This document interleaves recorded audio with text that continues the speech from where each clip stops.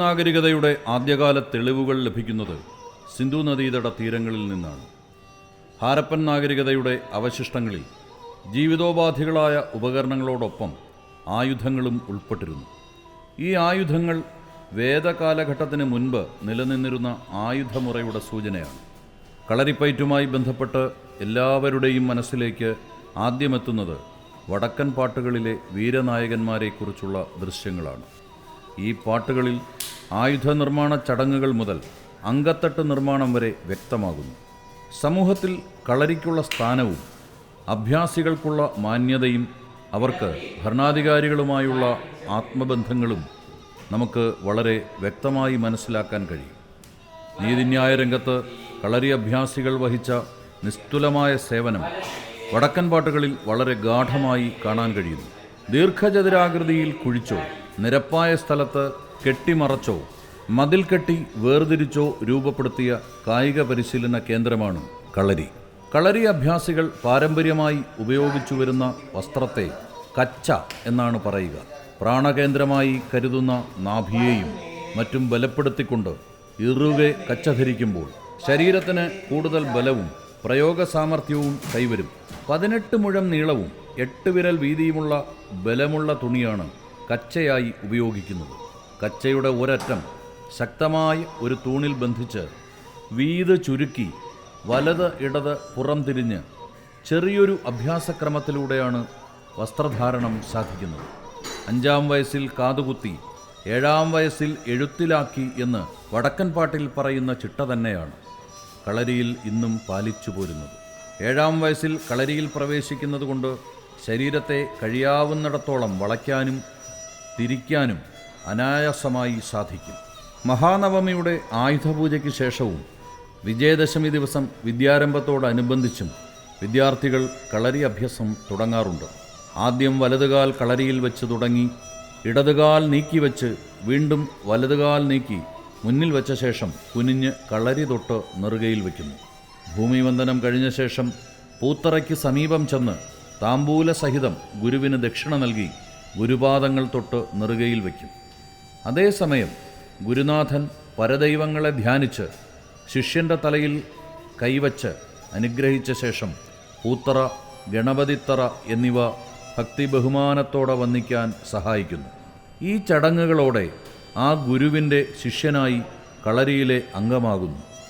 ദൈവത്തോടൊപ്പം ഗുരുവിനും മഹത്വം കൽപ്പിക്കുന്ന ഭാരതീയ ചിന്ത പൂർണ്ണമായും കളരിയിൽ അനുവർത്തിക്കുന്നു. ഗുരുവിൻ്റെ അനുശാസനങ്ങൾ അലംഘനീയമാണ്. ദൈനംദിന പരിശീലനത്തിന് മുൻപ് തൈലലേപനം എന്നതാണ് കളരിച്ചിട്ട. തൈലലേപനത്തിന് ശേഷം അവയവങ്ങൾക്ക് ലാഘവം കിട്ടാനുള്ള ലളിത പരിശീലനം നടത്തുന്നു.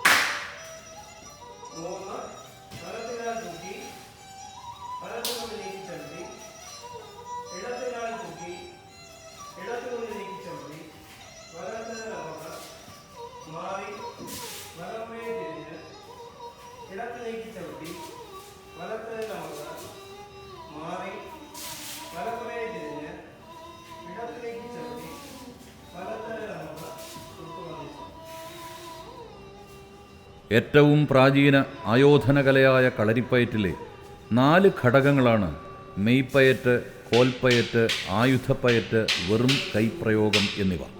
സാങ്കേതികമായി ഇവ മെയ്ത്താരി, കോൽത്താരി, അങ്കത്താരി, വെറും കൈ എന്നിങ്ങനെയാണ് അറിയപ്പെടുക. ഗുരുവിൻ്റെ വായ്ത്താരിക്കനുസരിച്ച് സ്വായത്തമാക്കുന്ന പാഠങ്ങൾ കളരിയിൽ വെച്ച് നിരന്തര പരിശീലന സാധനയിലൂടെ ഒരഭ്യാസി സ്വായത്തമാക്കുന്നു. തികഞ്ഞ അഭ്യാസിയായി കഴിഞ്ഞാൽ ഉയർന്ന വ്യക്തിത്വ രൂപീകരണവും നേടിക്കഴിഞ്ഞിരിക്കും. കളരിപ്പയറ്റിലെ അടിസ്ഥാന ഘടകമായ മെയ്പ്പയറ്റ് കൈമൈ ചലനങ്ങളെ നിരന്തര പരിശീലനത്തിലൂടെ ചിട്ടയോടെ ഏത് പ്രതികൂല സാഹചര്യത്തെയും കായികമായി നേരിടാൻ പരുവപ്പെടുത്തിയെടുക്കുന്നു. മെയ്ത്താരിയിലൂടെ മെയ്വഴക്കവും ചടുലതയും ചാട്ടവും അമർച്ചയും കയറ്റവും ഇറക്കവും ഒഴിച്ചിലും തിരിച്ചിലും ഒരഭ്യാസി നേടിയെടുക്കും. മാത്രമല്ല, പെട്ടെന്ന് തെന്നിമാറാനും അസാധാരണ കരുത്തുള്ള നിലകൾ സ്വീകരിക്കാനും സ്വാഭാവികമായി അയാൾ ശക്തി നേടും. കാലുകൾക്ക് ശക്തിയും വേഗതയും വർദ്ധിപ്പിക്കുന്നതോടൊപ്പം ഏത് ആക്രമണത്തെയും നേരിടാനുള്ള മെയ്വഴക്കവും മെയ് കണ്ണാകുകയും മെയ് ആയുധമാകുകയും ചെയ്യുന്ന വിദ്യയും സ്വായത്തവുമാകും. ശരീരത്തിൽ ആയുധപ്രഹരമേൽപ്പിക്കാൻ 5 സ്ഥാനങ്ങളാണ് ഉള്ളത്. അവ യഥാക്രമം ഓതിരം, ഒളവ്, പൊറവ്, കടകം, വാരി എന്നിവയാണ്. ഓതിരം എന്ന പ്രയോഗം ശിരസിൽ കപാലത്തെ ലക്ഷ്യമാക്കി, ഒളവ് മുഖത്തിൻ്റെ ഇരുവശം, ശംഖസ്ഥാനം എന്നിവ ലക്ഷ്യമാക്കിയും, പൊറവ് തോളുമുതൽ കൈമുട്ടുവരെയുള്ള സ്ഥാനത്തെ ലക്ഷ്യമാക്കിയും, കടകം തുടമുതൽ കാലിൻ്റെ അടിഭാഗത്തെയും ലക്ഷ്യമാക്കിയും ഉള്ള പ്രയോഗങ്ങളാണ്. വാരി വാരിഭാഗങ്ങളെയും, ഓതിരം നീട്ടൽ ഭൂമധ്യത്തിനെയും ഇടയ്ക്ക് പൊക്കിൾ മുതൽ മാറുവരെയുള്ള ഭാഗത്തെയും ലക്ഷ്യമാക്കുന്നു. മെയ്ത്താരി കഴിഞ്ഞാൽ 2ാം ഘട്ടമായ കോൽത്താരിയിലേക്ക് അഭ്യാസി പ്രവേശിക്കും. ഈ പരിശീലനത്തെ വടിപ്പയറ്റെന്നോ കോൽപ്പയറ്റെന്നോ പറയും. പന്തിരുൺ, മുച്ചാൺ, ഒറ്റ എന്നിവയുടെ പയറ്റുകളാണ് ഈ വിഭാഗത്തിൽ ഉള്ളത്.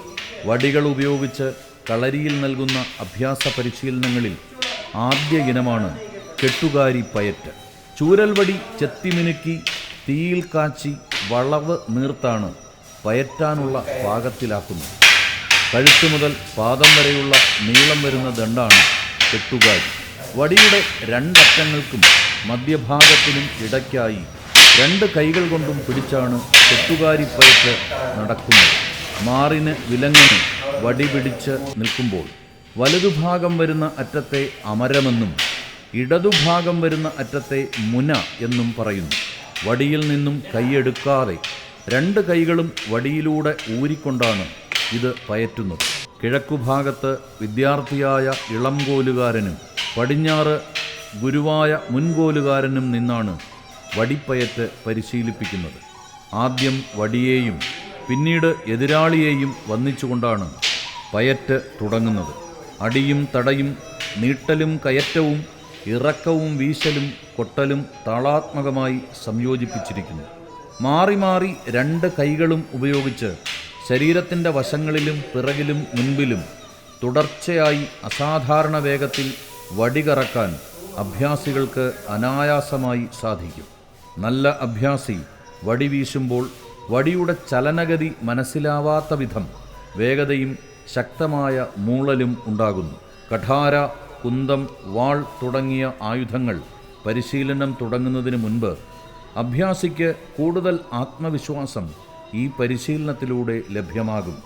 ആയുധ പരിശീലനത്തിന് ആവശ്യമായ കൈവേഗം, കൺമൂർച്ച എന്നിവയും വെട്ടും തടയലും നീട്ടും ഒഴിച്ചിലും അടവും തൊഴിയും വടിപ്പയറ്റിലൂടെ നേടാൻ അഭ്യാസിക്ക് കഴിയുന്നു. കോൽത്താരി പരിശീലിച്ചു കഴിഞ്ഞാൽ അങ്കത്താരി പെട്ടെന്ന് തന്നെ പഠിച്ചെടുക്കാൻ കഴിയും. കോൽത്താരിയുടെ പരിശീലന മികവ് ആയുധ പരിശീലനത്തിൻ്റെ ആദ്യഘട്ടത്തിൽ സംഭവിക്കാനിടയുള്ള അപകടങ്ങൾ പലതും ഒഴിവാക്കാൻ സഹായിക്കും. മെയ്പ്പയറ്റും കോൽത്താരിയും പയറ്റി ഉറപ്പിച്ചു കഴിയുന്നതോടെ ശക്തമായി ആക്രമിക്കാനും മിന്നൽ വേഗത്തിൽ ആക്രമണങ്ങളിൽ നിന്നും തെന്നിമാറാനും ആവശ്യമായ കഴിവ് ശരീരം നേടിയിരിക്കും. കോൽപ്പയറ്റിലൂടെ കൈകൾക്ക് കരുത്തും മണിബന്ധത്തിന് കൂടുതൽ ചലനാത്മകതയും ലഭ്യമാകും.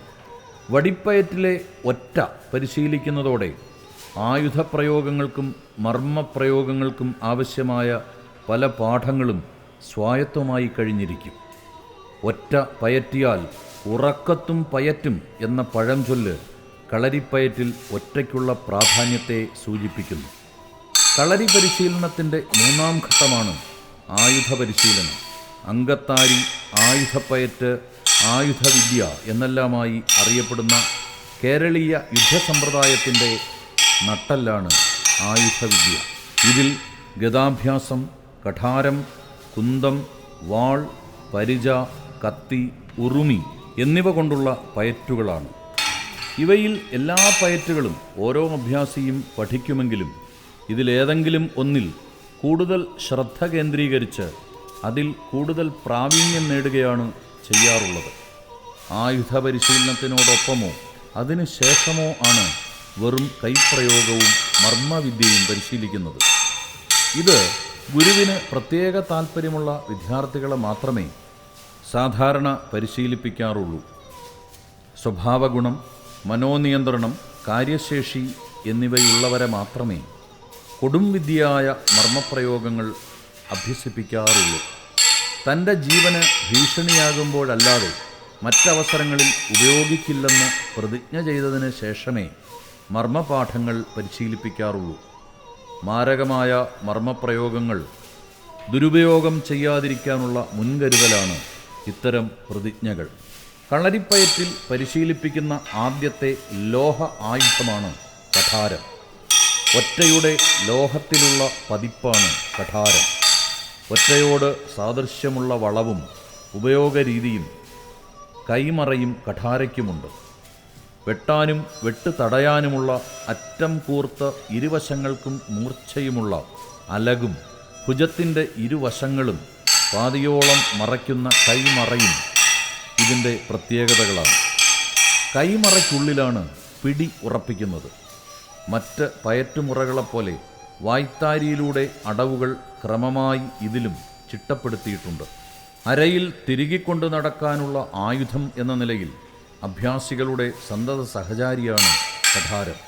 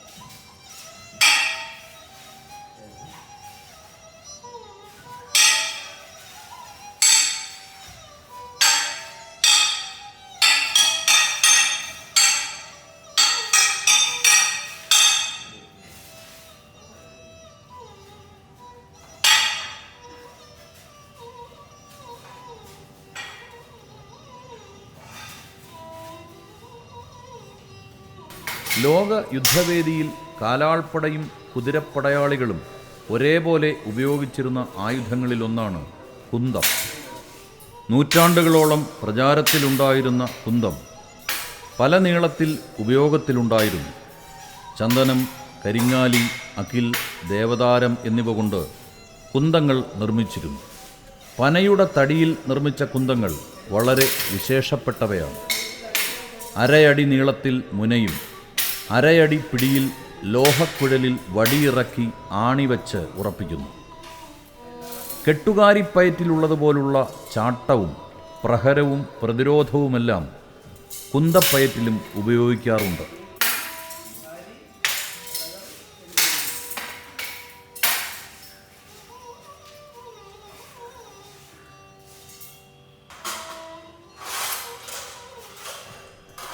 ലോകയുദ്ധവേദിയിൽ നൂറ്റാണ്ടുകളോളം നിറഞ്ഞുനിന്ന ആയുധമാണ് വാളും പരിചയും.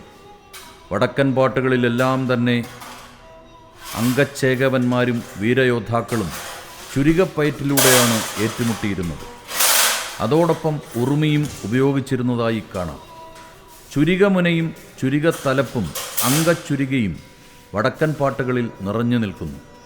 വാൾവലി എന്നൊരു പരിശീലനം നേടാനായി ഒതേനൻ പൊന്നാനിക്ക് പയറ്റു പഠിക്കാൻ പോയതായി വടക്കൻ പാട്ട് വ്യക്തമാക്കുന്നു.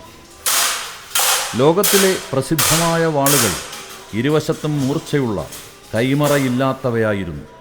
കേരളീയ യുദ്ധരംഗത്ത് ഉപയോഗിച്ച ഈ ഗണത്തിലുള്ള വാളുകളാണ് ചുരികയും കടുത്തിലയും.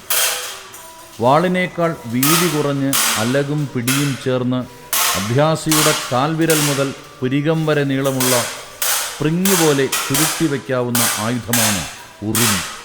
ഉണ്ണിയാർച്ച അല്ലിമലർക്കാവിൽ കൂത്തുകാണാൻ പുറപ്പെടുമ്പോൾ ഉറുമിയെടുത്ത് അരയിൽ പൂട്ടി എന്നാണ് വടക്കൻ പാട്ടിലെ വിവരണം. ഉറുമി പയറ്റി 18 അടവും കഴിയുമ്പോൾ പരിച ആയുധമായി മാറുന്നു. പരിചക്കൊപ്പരയിൽ മണ്ണുകോരിയെറിഞ്ഞ ശേഷം പകിരി തിരിഞ്ഞുവെട്ടുന്ന പൂഴിക്കടകൻ വിദ്യ തച്ചോളി ഉദയനനും കുഞ്ഞിച്ചന്തവും പ്രയോഗിച്ചതായി ചരിത്രരേഖകളിലുണ്ട്. പരിചയിലമർന്നും കുത്തുപരിച തടുത്ത് രക്ഷപ്പെടുന്നതും പരിചയുടെ മികവും നെയ്യൊതുക്കത്തിൻ്റെ ഗുണവും വ്യക്തമാക്കുന്നു.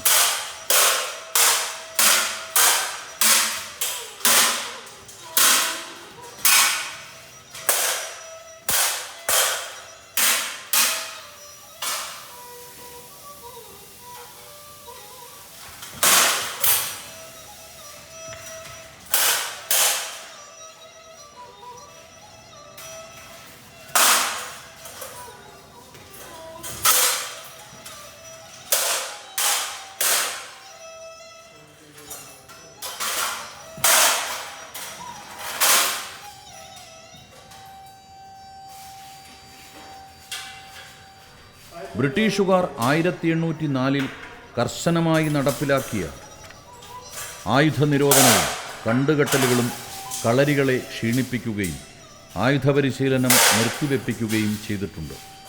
കളരിമുറ പുനരാവിഷ്കരിച്ച കാലമാകുമ്പോഴേക്ക് ഇത്തരം ആയുധപരിശീലനം ഭാഗികമായി നഷ്ടപ്പെട്ടു. ലോകയുദ്ധഗതിയെ മാറ്റിമറിച്ചത് തോക്കുകളുടെ വരവാണ്. അതോടൊപ്പം കളരിപ്പയറ്റ് എന്ന ആയോധന പരിശീലനത്തിൻ്റെ പ്രസക്തി കുറഞ്ഞെങ്കിലും അതിനോടനുബന്ധിച്ചുള്ള ചികിത്സാരീതി ഇന്നും പ്രസക്തമാണ്.